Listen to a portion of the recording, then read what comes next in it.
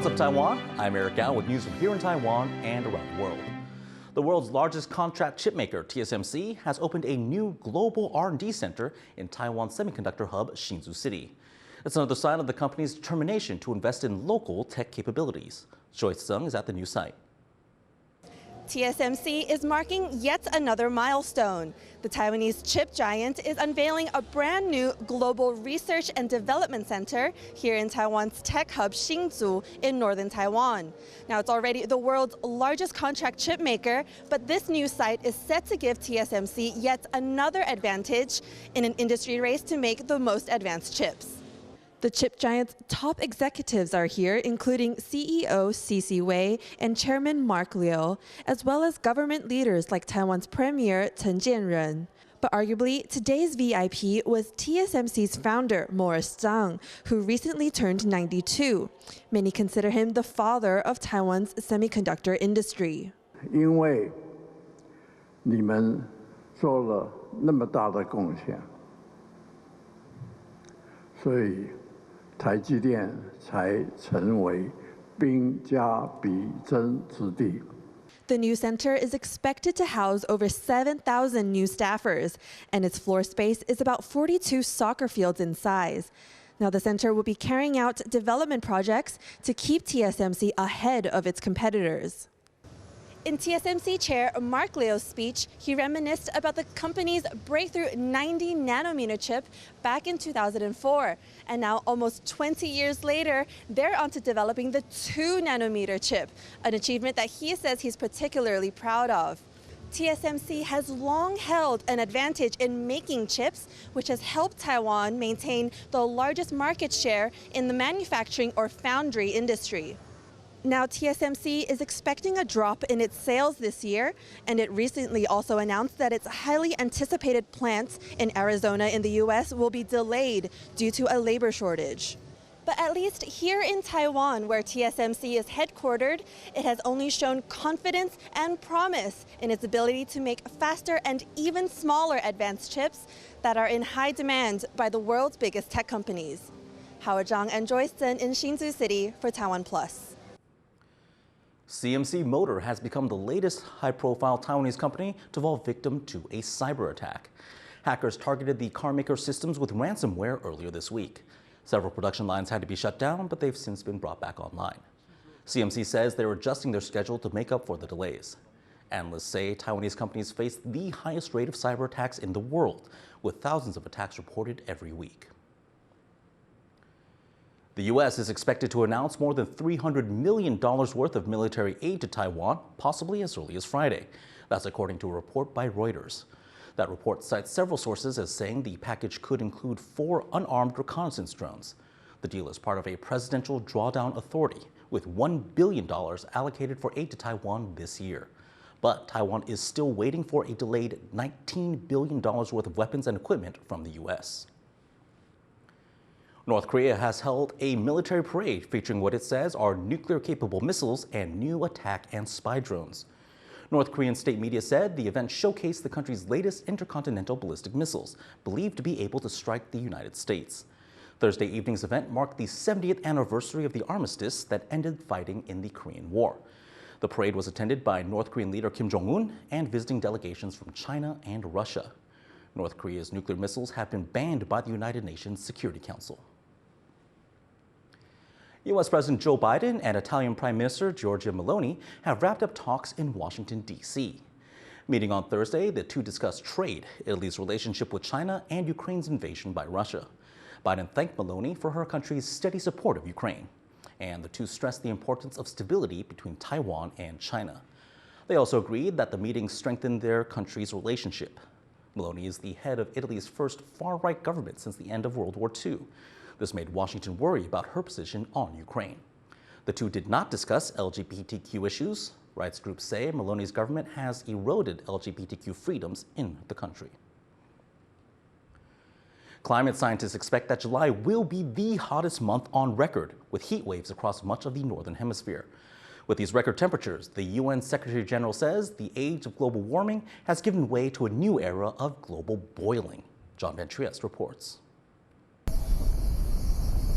A fiery month is coming to a close. Climate scientists say this July could be the hottest ever recorded.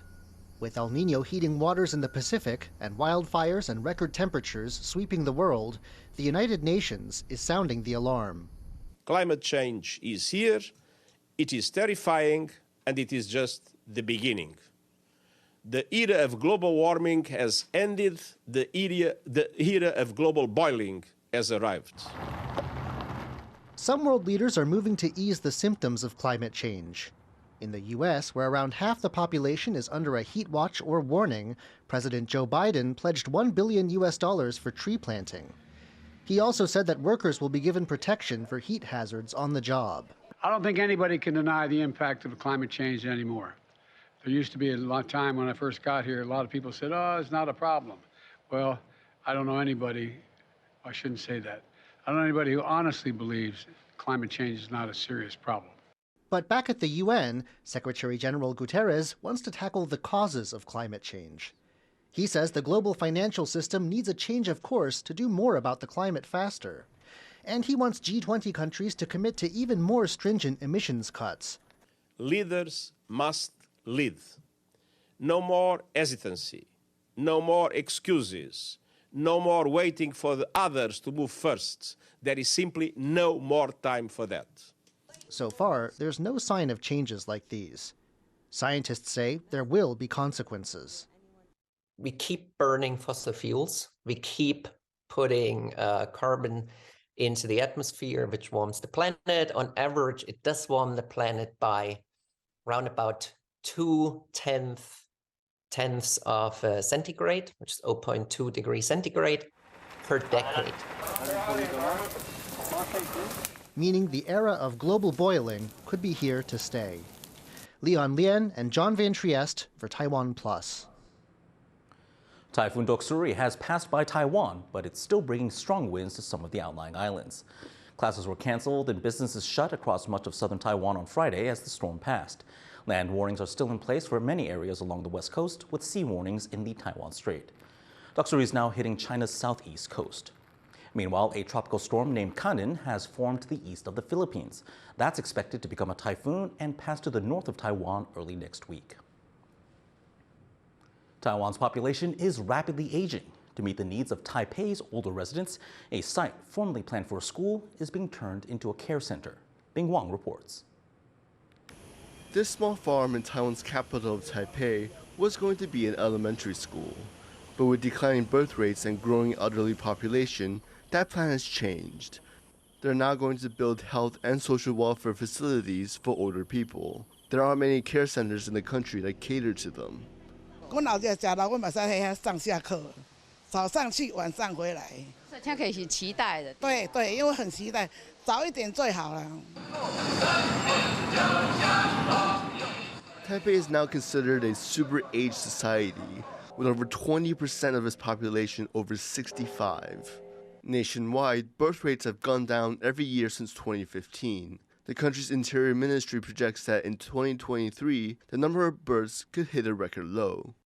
Funded by the Taipei Health Department, the site will have 2 buildings packed with 400 long-term beds and will offer services such as daycare, exercise classes, and medical care.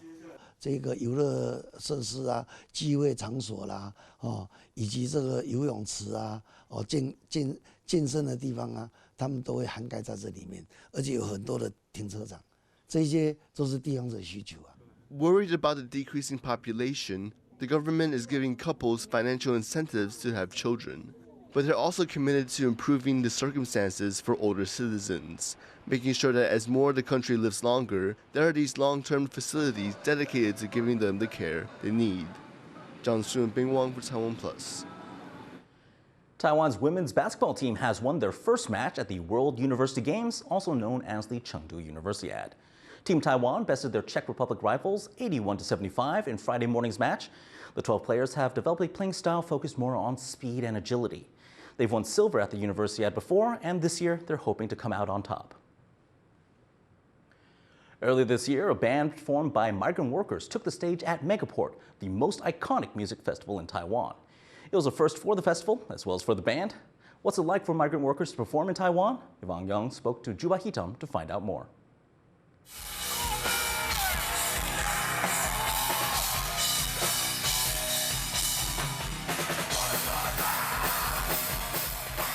This is Juba Hitam, a metal band based in Chiayi, southwestern Taiwan, made up of 6 Indonesian migrant workers.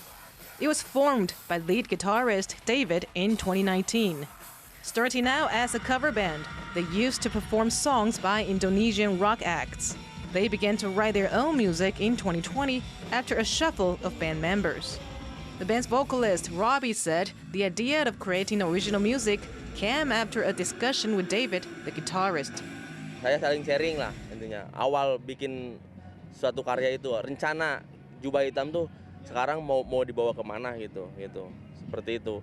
Jadi dari situlah kami punya sebuah keinginan lah. Si Jubah Hitam tuh harus berkarya nih, kita harus punya karya nih.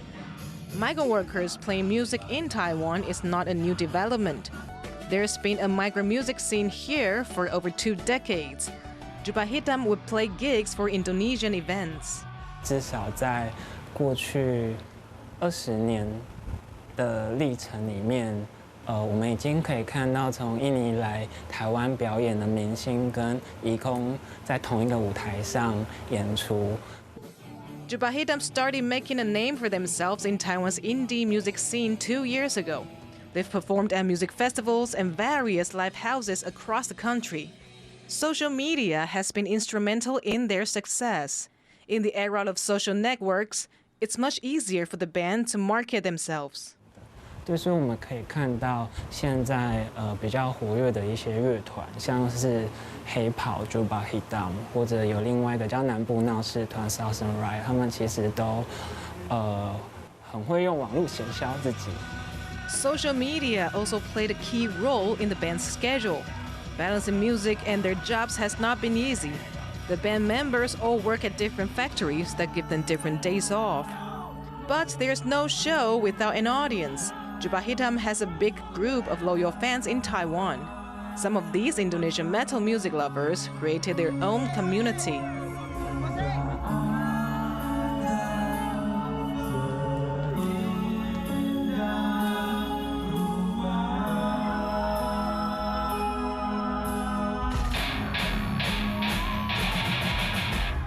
Indonesia juga punya komunitas IMTW, Indonesia Metalhead Taiwan. Nah itu juga sangat mensupport kami baik secara atmosfer di acara ataupun secara personal. Making a living off music seems like a wild dream, but the band is determined to make it come true. Untuk rencana ke depan yang lebih jauh, kita mau jadi band profesional, entah pulang Indo kita masih lanjut. I know, saya tidak tahu gitu itu kedepannya seperti apa gitu. Nah tapi kita ya punya tekad semuanya lah. Kita punya punya semangat semuanya lah. Jubah Hitam's story proves that a love for music can transcend every challenge. Klein Wang, Kamashi, Yujing Huang, and Livang Yang for TaiwanPlus. Construction workers in Taipei had a surprise when they found what could be 3,000-year-old cultural relics. Workers were clearing pipes to make way for community housing near the former site of the city's jail. That's when they spotted 2 objects that are believed to be ancient pottery. Archaeologists have now taken over the site to see if there are any more artifacts in the area. Thank you for watching What's Up Taiwan. Remember to download the TaiwanPlus app for more stories from Taiwan and around the world. Finally, relax and get ready for the weekend with these images of beautiful scenery of the Wuling Farm in Central Taichung. I'm Eric Gao. Take care and see you next time.